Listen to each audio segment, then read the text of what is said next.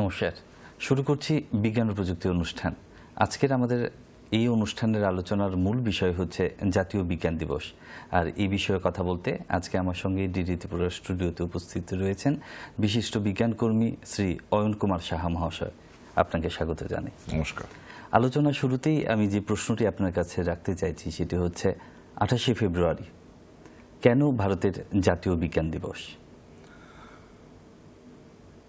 ভারত যখন পরাধীন ছিল সেই সময়ে 1928 সালে বিজ্ঞানী সিভি রামন, চন্দ্রশেখর ভেঙ্কট রামন, তিনি কলকাতায় একটা আবিষ্কার করেছিলেন যাকে আজকে আমরা রামন এফেক্ট বলি। সেটা হয়েছিল 1928 সালের 28শে ফেব্রুয়ারি এবং 1928 সাল সেটা ছিল লিপ ইয়ার। 29শে ফেব্রুয়ারি রামন তার আবিষ্কার প্রকাশ্যে আনেন এবং সেই দিনটিকে স্মরণে রেখে 1986 সালে NCSTC, national council for science and technology communication, government of India, তারা সরকারকে একটা প্রস্তাব দেয় যে এই 28শে ফেব্রুয়ারি দিনটিকে আমরা জাতীয় বিজ্ঞান দিবস হিসেবে পালন করতে পারি এবং সেই প্রস্তাব মেনে নিয়ে 1987 সালে প্রথম জাতীয় বিজ্ঞান দিবস পালিত হয়। তো এই হচ্ছে মোটামুটি জাতীয় বিজ্ঞান দিবস পালনের একটা সংক্ষিপ্ত প্রেক্ষাপট আর কি। মানে এখানে আমরা কোনো একজন মানুষের জন্মদিন বা এই ধরনের কিছু পালন করি না। এটা খুব ইউনিক একটা উদযাপন বলবো, যে আমরা একটা আবিষ্কারকে উদযাপন করি। আচ্ছা, এই যে আপনি উদযাপনের কথা বললেন, তার কি বিশেষ তো গুরুত্ব রয়েছে নিশ্চয়ই, সেটা বোঝাই যাচ্ছে। একটু যদি সংযোগ করেন, কি কি গুরুত্ব রয়েছে তার? হ্যাঁ, প্রথমে আমি বিজ্ঞানের বাইরের গুরুত্বটা বলি। রামন যখন তার আবিষ্কারটা করেছেন তার আগে বিজ্ঞানে মোটামুটি দেখবেন আমরা যত বিজ্ঞানীর নাম জানি সাধারণভাবে, তাদের তখন পাশ্চাত্যে তারা খুব রাজত্ব করে বেড়াচ্ছেন, এটা বলা যায় আর কি। আর ভারতবর্ষ বা এশিয়ার এই দেশগুলো সম্পর্কে সাধারণভাবে একটা পশ্চিমের দুনিয়ার কাছে ধারণা ছিল যে বিজ্ঞান টিজ্ঞান এদের দ্বারা হবে না, এবং 200 বছরের যে ব্রিটিশ আধিপত্য, তাতে বারবার করে বলে বলে বোধহয় ভারতীয়দের মধ্যেও এটা ঢুকিয়ে দেওয়া হয়েছিল যে এই ব্যাপারগুলো আসলে আমাদের জন্য না, বিজ্ঞান আমাদের দ্বারা হবে না, এরকম একটা চলছিল। ঠিক এই সময়ে রামনের নোবেল পুরস্কার পাওয়াটা গোটা দেশে এবং এশিয়াতে উনি প্রথম পদার্থবিজ্ঞানে নোবেল পেয়েছেন, একটা জোয়ার আনলো যে না, আমরাও বিজ্ঞানে কারোর কাছে পিছিয়ে নেই, আমরাও করতে পারি। তো পরাধীন ভারতে এটা একটা জাতীয়তাবাদের জোয়ার এনেছিল বিজ্ঞানের পাশাপাশি। এবার যদি আমি বৈজ্ঞানিক গুরুত্বের দিকে আসি, তাহলে আমাকে প্রথমে বলতে হবে যে এই যে রামন এফেক্ট, সেটা আসলে কি ছিল। তো রামন এফেক্ট হচ্ছে যে, আমি একটু যদি সোজা করে বলি, যে এই যে আলোর রং বিভিন্ন হয়, সেই রঙের বিভিন্নতার সাথে তার কম্পাঙ্কও বিভিন্ন হয়। আর আলোর কম্পাঙ্ক যদি বিভিন্ন হয় তার মানে তার শক্তি বিভিন্ন। মানে সোজা কথা বললে, বিভিন্ন রঙের আলো, তার শক্তি বিভিন্ন। এবার রামন কি করলেন, যে কোনো একটা পদার্থের ভেতর দিয়ে, গ্লিসারিন উনি ব্যবহার করেছিলেন, গ্লিসারিনের ভেতর দিয়ে নীল আলো পাঠিয়েছেন, দেখলেন যে সবুজ দেখাচ্ছে। এইরকম তিনি দেখলেন যে পদার্থের ভেতর থেকে এক রঙের আলো পাঠালে সেই রং ছাড়াও অন্যান্য রঙের আলো আসছে, মানে আলোর বিচ্ছুরণের ক্ষেত্রে। তার মানে সোজা বাংলায় বললে, যে শক্তির আলো আমি পাঠিয়েছিলাম সেই শক্তির পাশাপাশি অন্যান্য শক্তির আলো চলে আসছে। তার মানে ওই ভেতর দিয়ে আসার সময় আলো হয় শক্তি পেয়েছে, বেশি শক্তিশালী আসছে, অথবা সেই শক্তি হারিয়েছে, কম শক্তিশালী আলো আসছে। রামন এটাকে এইভাবে ব্যাখ্যা করলেন যে পদার্থের যে অণু পরমাণুগুলো, সেগুলোর সাথে আলোর শক্তির আদান প্রদান হয়। এই যে ঘটনাটা, এই যে আদান প্রদান শক্তির পদার্থের অণুর সাথে আলোর, এটাই আসলে রামন এফেক্ট। এবং তার ফলে কি হচ্ছে, এটাতে রসায়নের, যদিও আবিষ্কারটা ছিল পদার্থবিদ্যার, কিন্তু রসায়ন শাস্ত্রের খুব উপকার হয়েছে। বিভিন্ন পদার্থের ধর্ম, পদার্থ এটা কোন পদার্থ, এটা জানার ক্ষেত্রে রামন প্রভাবটা খুব ভালো কাজ করেছে। আপনি একটা আলো পাঠিয়ে দেখে রাখলেন যে পার্টিকুলার এক্স নামে একটা পদার্থের এইরকম বর্ণালী হয়, ঠিক আছে। তারপর আপনি একটা পদার্থ পেলেন যেটাকে আপনি চেনেন না, আপনি জানেন না এটা কি। আপনি ওই আলো পাঠিয়ে যদি একই বর্ণালীটা পান তাহলে আপনি বুঝতে পারলেন যে এটা আসলে ওই এক্স, সমগোত্রীয় হ্যাঁ একই জিনিস। তো এটা অনেক ক্ষেত্রে শিল্পে ব্যবহার হয় আজকাল, এবং রামন স্পেকট্রোমিটার বলে একটা খুব দামি একটা বৈজ্ঞানিক যন্ত্রের সাহায্যে সেই কাজটা করা হয়। আচ্ছা, তাহলে বলতে চাইছেন যে এই যে রামন এফেক্টের ফলে আমরা যে যে বিষয়গুলো আমাদের অজানা ছিল আমরা অনেক কিছুই জানতে পেরেছি, অনেক কিছু জানতে পেরেছি, এবং এই আবিষ্কারটা আসলে হারিয়ে যায়নি। এটা হচ্ছে বোধহয় সবচেয়ে বড় একটা ব্যাপার, যে এই আবিষ্কারটা কিন্তু হারিয়ে যায়নি। এমন না যে না ঠিক আছে খুব একটা কাজে লাগছে না, না এইরকম না। এটা এটা মানে এখনো আমাদের কাজে লাগছে, এবং দিনকে দিন এর মানে গুরুত্ব আরো বাড়ছে। আসলে এই গুরুত্বটা থেকেই বোধহয় জাতীয় বিজ্ঞান দিবস পালনের একটা শুরুয়াত হয়েছিল, সেটাই কি? সেটা পাশাপাশি আরেকটা হচ্ছে কি, যে সাধারণ মানুষ যারা হয়তো পছন্দের জন্য বা অন্য যে কোনো কারণে বিজ্ঞান পড়ার সুযোগ হয়নি, কিন্তু বিজ্ঞান না পড়লেও বিজ্ঞান তো আমাদের জীবনে জড়িয়ে আছে। চিকিৎসার জন্য জীবনের প্রতিটি ক্ষেত্রে আজকাল বিজ্ঞান প্রযুক্তি এগুলো জড়িয়ে আছে। তো সাধারণ মানুষকে বিজ্ঞান সম্পর্কে জানানোর, তাদেরকে বিজ্ঞান মনস্ক করা, বৈজ্ঞানিক চিন্তার প্রসার করা, যেন যুক্তি দিয়ে ভাবতে শেখে, এই ব্যাপারগুলো অন্তত একটা দিন মানুষের মধ্যে বেশি বেশি করে একটু প্রচার করা এবং সেটাকে এমফেসাইজ করা, সেটাকে মানে একটু বেশি গুরুত্ব দেওয়া, এর জন্যই জাতীয় বিজ্ঞান দিবস একটা খুব গুরুত্বপূর্ণ ব্যাপার। আমি জানি না সব দেশের হয়তো নেইও এরকম একটা সুন্দর দিন আন্তর্জাতিক, আমাদের ভারতবর্ষের মধ্যে 28শে ফেব্রুয়ারি সেটাকে আছে, এটা আমাদের অত্যন্ত গর্বের বিষয়। আচ্ছা, সেটা কবে থেকে পালন করা হচ্ছে? ওই যে বললাম 1987 সাল থেকে NCSTC, national council of science and technology communication, ওরা 1986 সালে প্রস্তাবটা দিয়েছিল সরকারকে, এবং তার পরের বছর থেকেই পালিত হয়ে আসছে আর কি। আমরা দেখে থাকি যে প্রতিবারই মানে প্রতি বছরই কোনো না কোনো ভাবনাকে কেন্দ্র করে এই বিজ্ঞান দিবস উদযাপন করা হয়ে থাকে। তো এই বছরের ভাবনাটা কি? এই বছরের ভাবনাটা হচ্ছে ইন্ডিজেনাস টেকনোলজি ফর বিকশিত ভারত। আচ্ছা, হ্যাঁ, মানে সোজা কথায় বললে আমাদের দেশীয় প্রযুক্তি ভারতের বিকাশের জন্য কিভাবে কাজে লাগানো যায় বা লাগানো হচ্ছে সেগুলো মানুষকে জানানো। এখন এইরকম একটা থিম কেন নেওয়া হয়েছে সেটাও খুব ইম্পর্টেন্ট একটা ইস্যু, যে আরো হাজারটা ব্যাপার হতে পারত।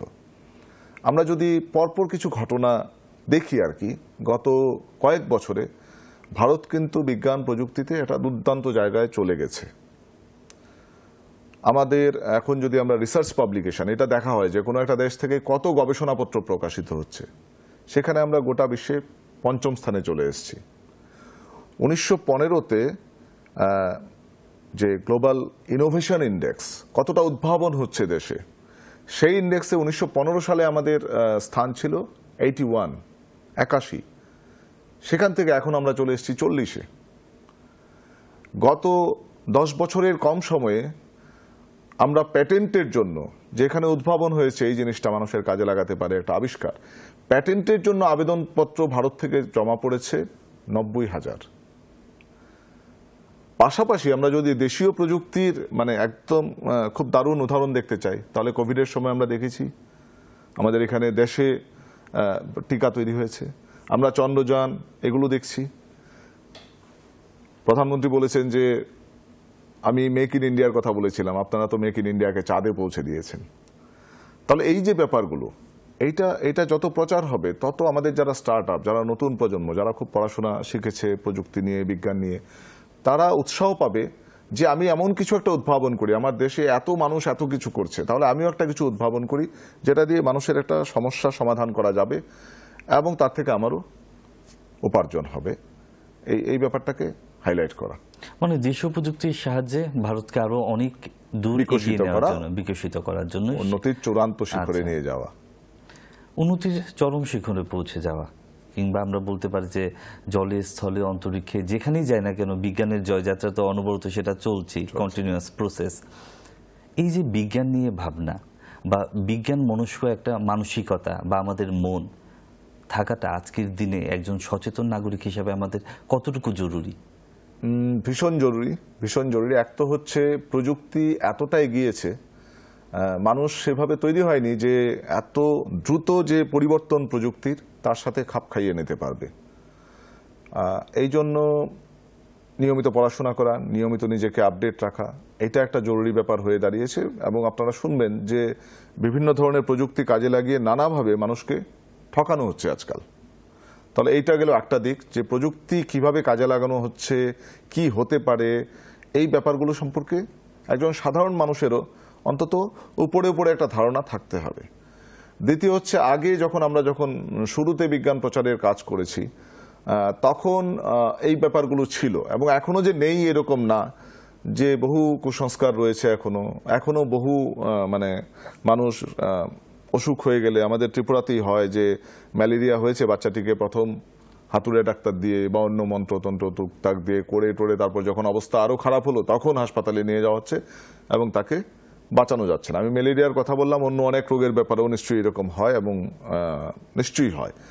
হ্যাঁ, তো এইগুলো সম্পর্কেও সাধারণ মানুষকে জানানোটা খুব দরকার, এবং জানাটাও যারা করছেন তাদেরও জানা দরকার। আমরা দেখেছি যে একটা মারণ রোগের হাত থেকে বাঁচানোর জন্য টিকা আবিষ্কার করে গণহারে টিকা দেওয়া সরকার যখন উদ্যোগ নিচ্ছেন, তখন কেউ বলছে যে আমি এই টিকাটা নেব না। তাহলে কিন্তু আমরা অভীষ্ট যেই লক্ষ্য, যে ওই রোগটাকে আমরা পৃথিবী থেকে নির্মূল করে দেব, ওই অভীষ্ট লক্ষ্য থেকে আমরা একটুখানি পিছিয়ে গেলাম। তাহলে এই সব কিছু মিলে বিজ্ঞান এবং প্রযুক্তি কি কাজে আমাদের জীবনে লাগছে, আমরা কি করে জীবনকে সুন্দর করতে পারি, এবং তার অপব্যবহার হলে আমাদের জীবনে কি করে তার ক্ষতিকর প্রভাবগুলো নেমে আসতে পারে, কি করে কেউ একজন এগুলো ব্যবহার করে আমাদের ঠকাতে পারে, এগুলো জানাটা আজকাল খুব দরকার হয়ে গেছে। এবং আমার মনে হয় আগে সভ্যতার ইতিহাসে হয়তো কোনোদিন বিজ্ঞান প্রযুক্তি সম্পর্কে সাধারণ মানুষের এতটা জানার দরকার ছিল না যতটা আজকে এই সময়ে দাঁড়িয়ে আমাদের জানতে হচ্ছে।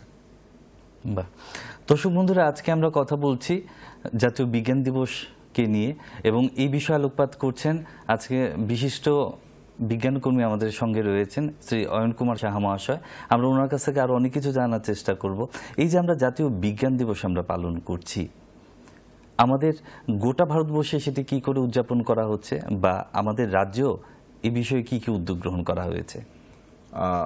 মূলত যেটা হয় আর কি, যত বিজ্ঞানের প্রতিষ্ঠান রয়েছে, ইউনিভার্সিটি হোক, গবেষণাগার হোক, তারপর ধরুন সায়েন্স মিউজিয়াম যেগুলো আছে, সায়েন্স সিটি যেগুলো আছে, সর্বত্রই এই দিনে কিছু না কিছু অনুষ্ঠান করাই হয়। সেগুলো সেমিনার হতে পারে, আলোচনা হতে পারে, ছাত্রছাত্রীদের জন্য পরীক্ষামূলক কোনো অনুষ্ঠান, যে ওরা হাতে কলমে করে দেখলো কোনো একটা পরীক্ষা নিরীক্ষা, এগুলো হতে পারে।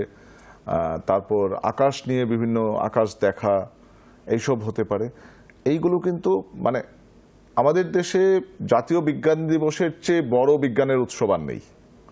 তো কত শত অনুষ্ঠান যে সারা দেশে হবে সেগুলো বলে বোঝানো যাবে না, বলা যাবে না। আরেকটা ব্যাপার হচ্ছে, আমাদের ত্রিপুরাতে এবছরে একটা খুব বড় উদ্যোগ নেওয়া হয়েছে ত্রিপুরা রাজ্য বিজ্ঞান ও প্রযুক্তি পর্ষদের তরফে। সেটা হচ্ছে যে সুকান্ত একাডেমি থেকে একটা র্যালি বের হবে এবং সেটা আগরতলা শহর প্রদক্ষিণ করে আবার সুকান্ত একাডেমিতে মিলিত হবে, এবং সেখানে একটা প্রদর্শনীয় হবে সাধারণ মানুষের জন্য বিজ্ঞান কি করে কাজে লাগছে, চিকিৎসা বিজ্ঞান কি করে কাজে লাগছে, এগুলো নিয়ে একটা প্রদর্শনীয় হবে। তাছাড়া তো বিভিন্ন স্কুলে, কলেজে, প্রতিটি মহকুমায় সরকার থেকে উদ্যোগ নেওয়া হয়েছে এই দিবসটি উদযাপনের জন্য।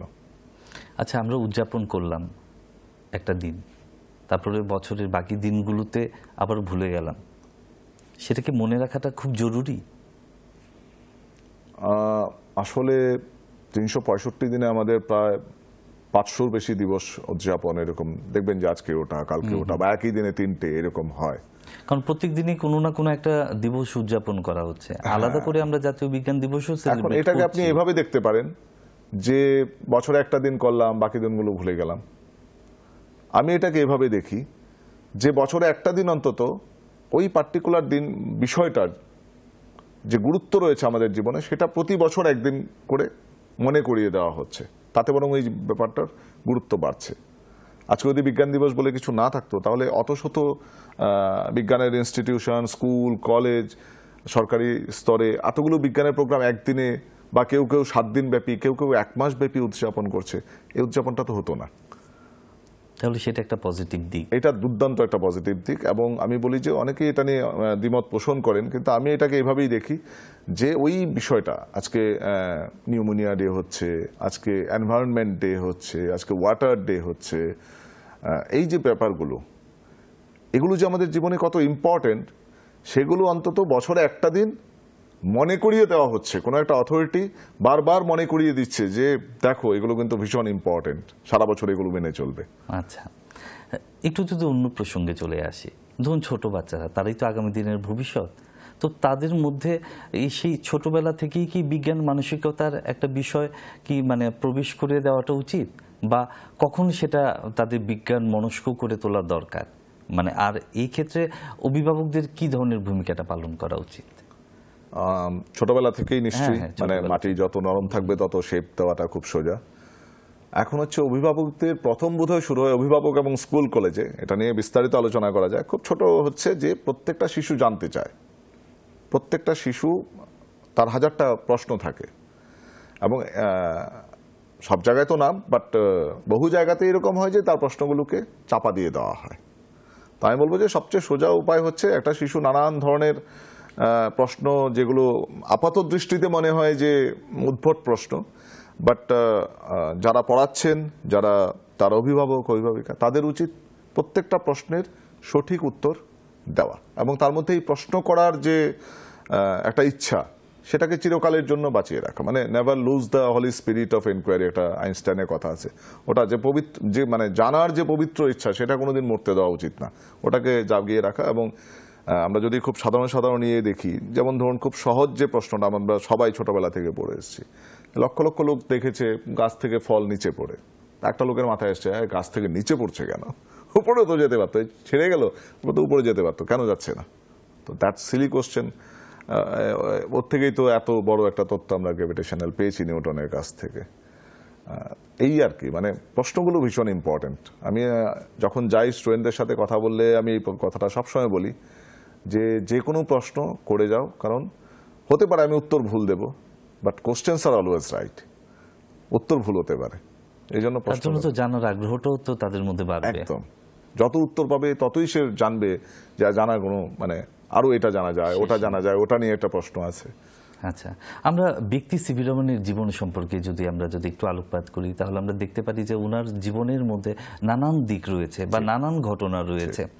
এই ঘটনাগুলো সম্পর্কে আমরা যদি জানি, বা আমরা যদি জানতে যদি পারি, বা আমরা যদি বুঝতে যদি চেষ্টা করি, তাহলে নিশ্চয়ই আমাদের সঙ্গে সঙ্গে ছাত্রছাত্রীরাও অনেক কিছুই জানতে পারবে। মূলত প্রশ্নটা হচ্ছে ওনার জীবনের কোন কোন দিক বা কোন কোন ঘটনা রয়েছে যার থেকে আজকের দিনের ছাত্রছাত্রীরা অনেক কিছু শিখতে পারে। খুব ভালো প্রশ্ন।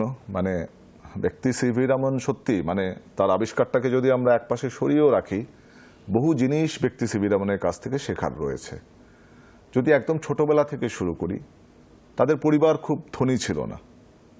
এইরকম একটা মানে নিম্ন মধ্যবিত্ত পরিবার থেকেও তিনি মাধ্যমিকে ফার্স্ট হয়েছেন। তিনি বিএ পরীক্ষা যখন দিয়েছেন, আজকে দিনে আমরা কি দেখি যে আর্টস, সায়েন্স, কমার্স, তখন সব কিছুকে বিএ বলা হতো, এমএ বলা হতো। বিএ পরীক্ষাতে এমন দেখা যাচ্ছে যে তার বয়স তখন 15 বছর বয়সে তিনি ইংরেজি এবং পদার্থবিদ্যা দুটোতেই গোল্ড মেডেল পেয়েছেন।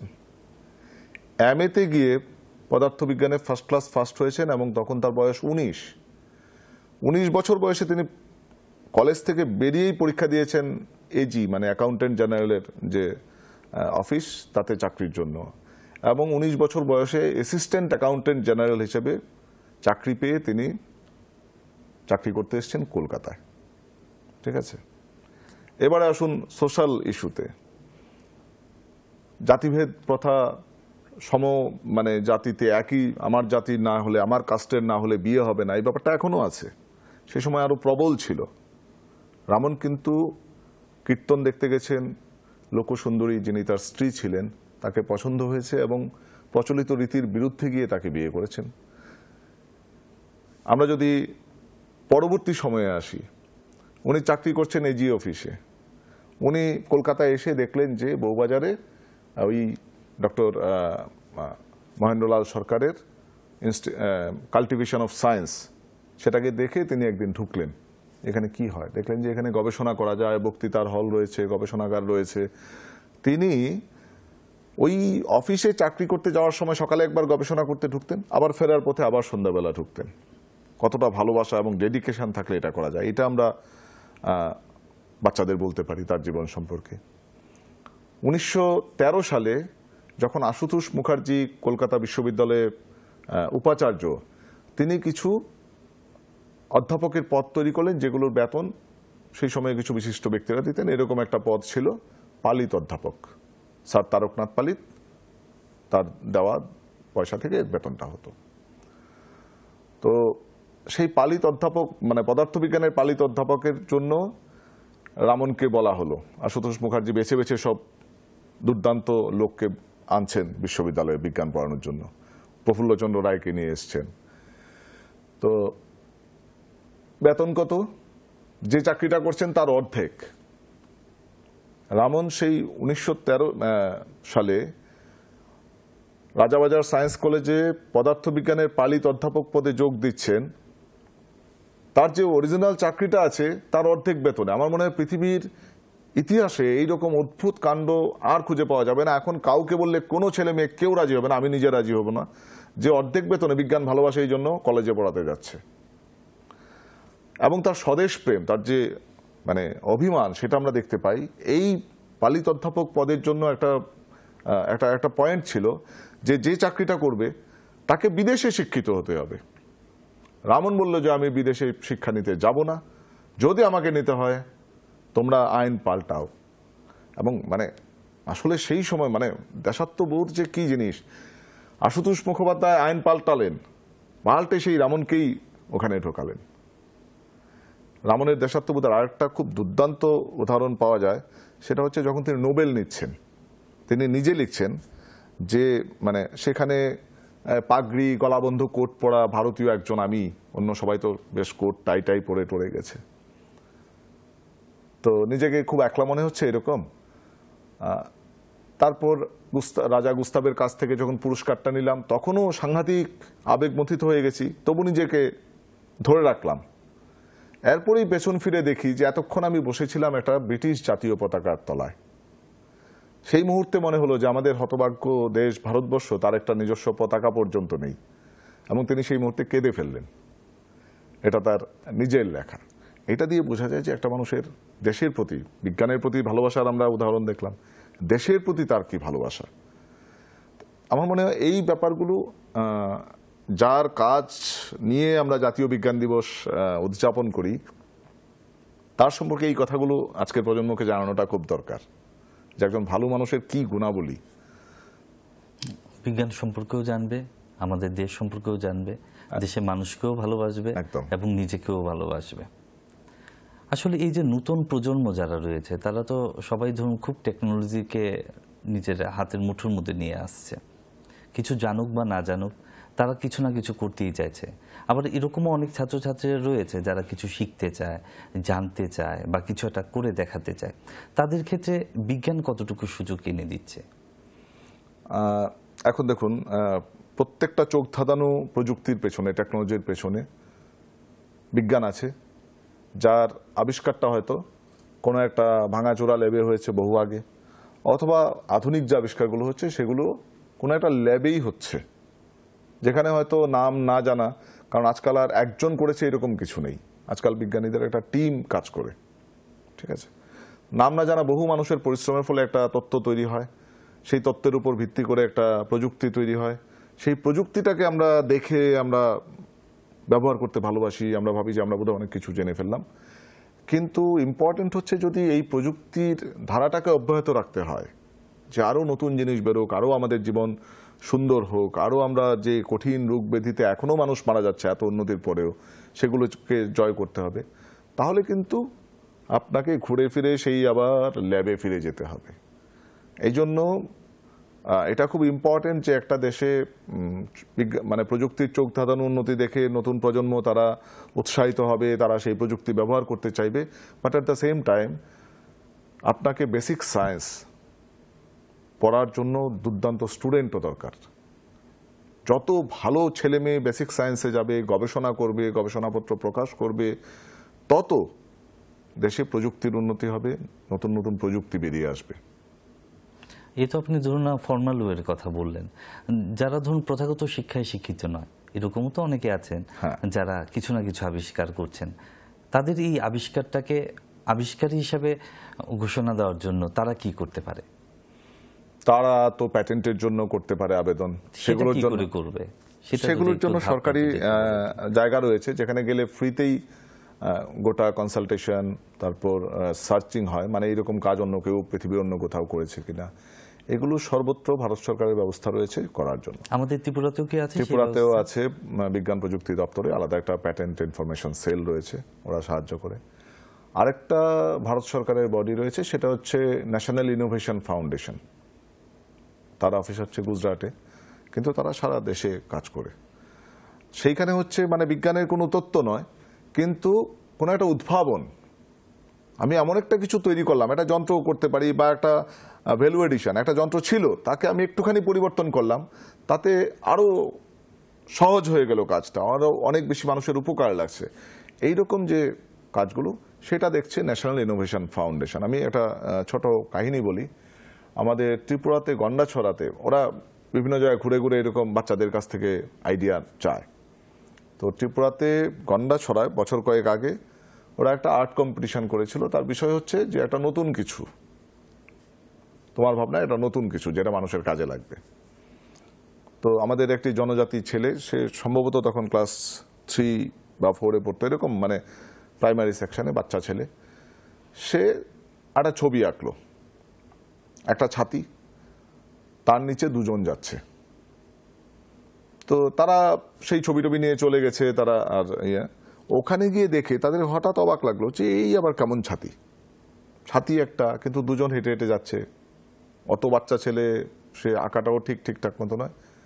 মানে সরকার যে এগুলোকে উৎসাহ দেওয়ার জন্য কতটা মানে আন্তরিক, সেটা বোঝা যায় এই ঘটনা থেকে। ওরা যোগাযোগ করলো এই ছেলেটার সাথে। যোগাযোগ করার পর সেই ছেলেটা যা বলেছে, তারপর তাকে পুরস্কৃত করা হয়েছে। সে বলল যে আমরা তো খুব গরিব, অনেকে ছাতা নিয়ে ছাতা দিয়ে স্কুলে যায়, বৃষ্টিতে ভেজে না, আর আমরা ভিজে ভিজে যাই। যদি এইরকম হতো যে একটা ছাতা থেকে টান দিলে আরেকটা ঢাকনা মতো কিছু একটা বেরিয়ে আসতো, আর সেটা দিয়ে আরেকজন মাথায় দিয়ে যেত, তাহলে একটা ছাতা দিয়ে দুজন বৃষ্টি না ভিজে যেতে পারত। এই যে ব্যাপারটা, এই যে একটা বাচ্চা ছেলে, দিস ইজ ইনোভেশন। ছাতি একটা ছিল, বহুকাল ধরে দেখে আসছে, আমাদের কারো মাথাতেই আসেনি যে ওর থেকে টান দিয়ে যদি একটা কিছু বেরোতো, তাহলে তাতে দুজন বা আরেক পাশে বেরোলে তিনজন একটা ছাতা মাথায় দিয়ে যেতে পারত। ইনোভেটিভ আইডিয়াটা এই বয়সে তার মধ্যে হয়েছে, এবং তাকে রাষ্ট্রীয় স্তরে পুরস্কৃত করা হয়েছে। আমরা অনুষ্ঠানের প্রায় শেষ পর্যায়ে চলে এসেছি। আমাদের দর্শক বন্ধু যারা রয়েছেন তাদের উদ্দেশ্যে আপনি কিছুটা বলুন। জাতীয় বিজ্ঞান দিবস 28শে ফেব্রুয়ারি আমাদের দেশে প্রতি বছর হয়। এই বছরটা আমার কাছে মনে হয় যেন একটু স্পেশাল। ঠিক 1928 সাল যেমন একটা লিপ ইয়ার ছিল, 2024 একটা লিপ ইয়ার।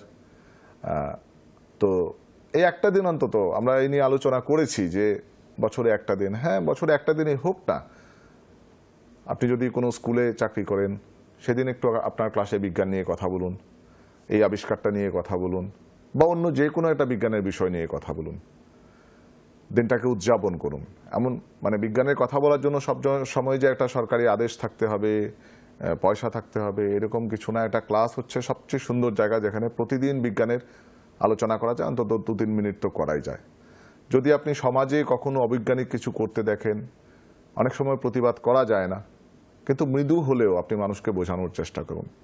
আমি বহুবার নিজের জীবনে দেখেছি যে বোঝানোর পর যেটাকে আপাতত অসম্ভব মনে হচ্ছিল, সেই রকম কাজও সম্ভব হয়েছে। মানুষ একটা কুসংস্কার ছেড়ে বেরিয়ে এসছেন, বিজ্ঞানের তত্ত্বটাকে মেনে নিয়েছেন।